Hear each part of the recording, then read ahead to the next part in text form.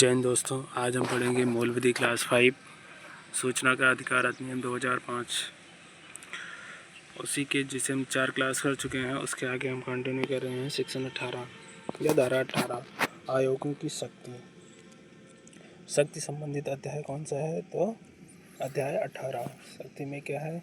शक्ति एवं कर्तव्य है। आयोगों की शक्ति एवं कर्तव्य है। आयोग मतलब केंद्रीय सूचना आयोग और राज्य सूचना आयोग दोनों के बारे में है।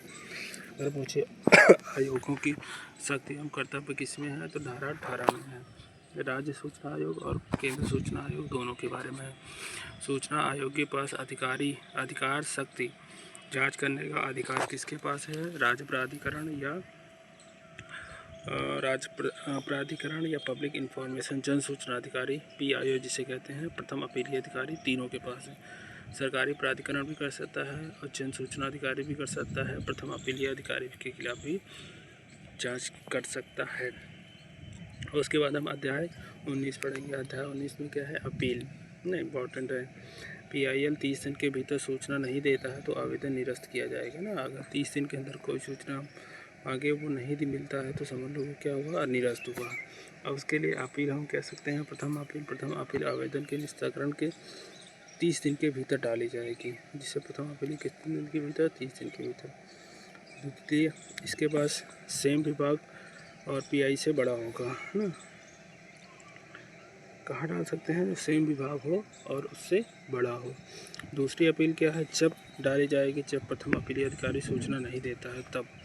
और प्रथम अपीलीय निस्तारण कितने दिन बाद? 90 दिन के बाद। जैसे हम डाल दिया 30 दिन के भीतर, उसके बाद फिर भी नहीं मिलता है तो हम 90 दिन के भीतर द्वितीय अपील कर सकते हैं, जिसके पास डाली जाएगी आयोग के पास। कमीशन मतलब आयोगों के पास। लोक सूचना आयोग कौन से हैं? केंद्रीय सूचना आयोग, राज्य सूचना आयोग तो जो पढ़ चुके हैं। सेक्शन 20 में क्या है? शक्ति ना।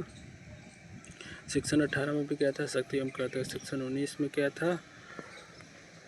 इसमें हमारा क्या था? अपील के बारे में था। सेक्शन 20 में क्या है? शक्तियाँ, जो केंद्रीय सूचना आयोग और राज्य सूचना आयोग को अलग करता है। PIO के अनुसार उन्हें उचित कारण बताए आवेदन को रिजेक्ट कर सकता है। शक्ति है कि बिना कारण बताए आपकी सूचना मांगने की अपील को खारिज कर सकता है।